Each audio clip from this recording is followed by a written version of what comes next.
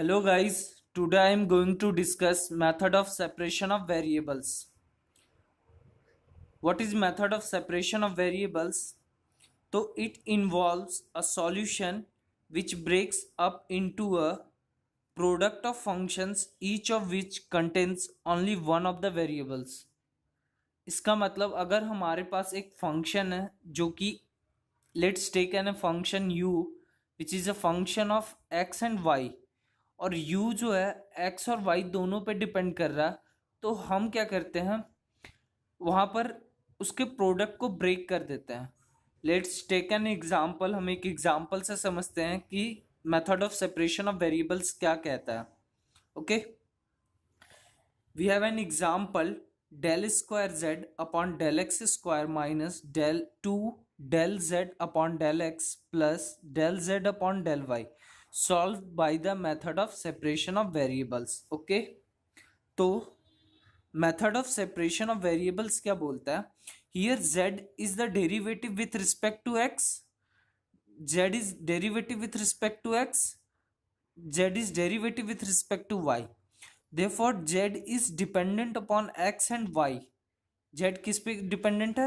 x पे dependent है और y पे डिपेंडेंट है.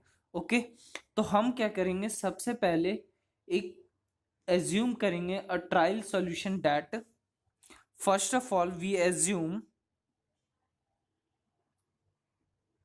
assume a trial solution that is z is equal to x of x into y of y. It means z जो है वो किसका प्रोडक्ट है? x के फंक्शंस का और y के फंक्शंस का, where x is the function of x only और y जो है वो सिर्फ और सिर्फ y का फंक्शन है. Okay, now where x is a function of x alone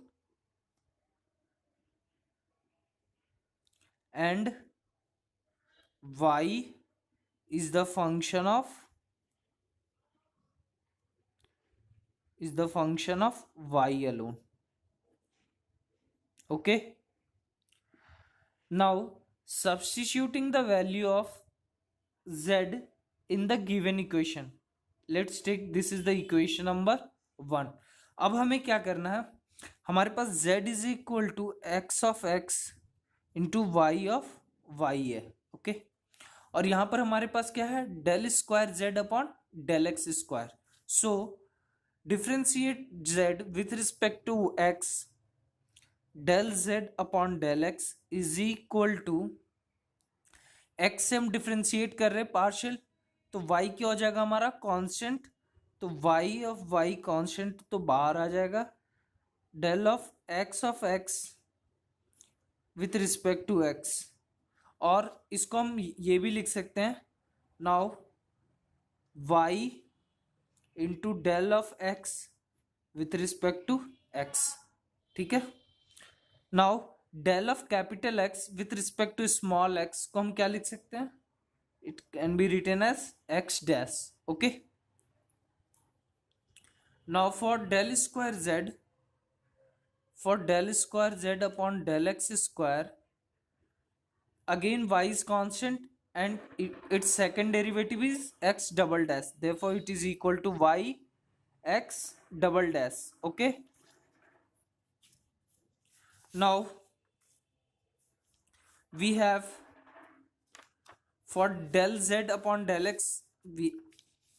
for del z upon del x this is y x dash. Now for del z upon del y, for del z upon del y, for del z upon del y, this is equal to x y dash.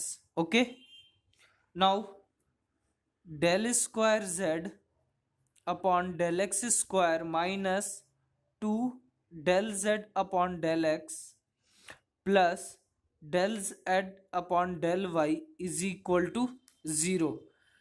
अब हम क्या करेंगे, यहाँ पर उन सब की value क्या कर देंगे? सब्स्टिट्यूट कर देंगे. तो del square Z upon del x square की वैल्यू क्या है हमारे पास, Y X double dash, therefore X double dash Y minus two x dash Y plus X Y dash is equal to 0। Okay, अब हम यहां पर क्या करेंगे, वेरिएबल सेपरेबल लगाएंगे।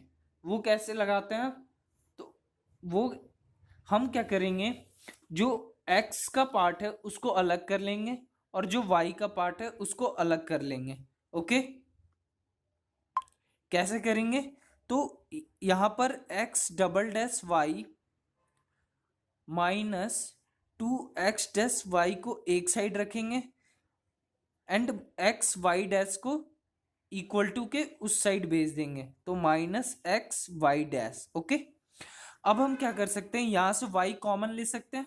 तो अगर हम y कॉमन लेंगे तो x double dash minus two x dash is equal to minus x Y dash. Okay, अब हम क्या कर सकते हैं, y को इधर इक्वल टू के इस साइड भेज देंगे और x को इधर, therefore it is equal to x double dash minus two x dash upon x is equal to minus y dash upon y, और फिर मैंने y को इधर भेज दिया। ठीक है, अब हम देख सकते हैं हमारा जो ये पार्ट है सिर्फ और सिर्फ किस में आ गया, x में, और ये जो पार्ट है सिर्फ और सिर्फ y में आ गया। इसी को हम क्या कहते हैं, वेरिएबल सेपरेबल। मतलब हम वेरिएबल को क्या करते हैं, अलग कर लेते हैं और उसके बाद हम उसको सॉल्व करते हैं। Okay, now here x and y both are independent, x और y since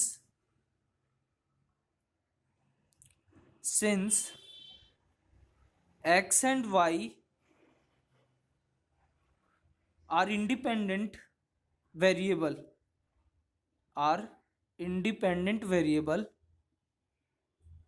कैसे वेरिएबल है, वो इंडिपेंडेंट वेरिएबल है। therefore जो ये इक्वेशन है can only be true if each side is equal to the same constant. तो ये जो इक्वेशन है, लेट्स टेक इक्वेशन नंबर 2। तो ये जो इक्वेशन है ये तभी इक्वल हो सकता है जब दोनों एक कांस्टेंट के इक्वल होंगे। Therefore let's take x double dash minus two x dash upon x is equal to minus y dash upon y is equal to a constant a. Say this a constant a. Okay,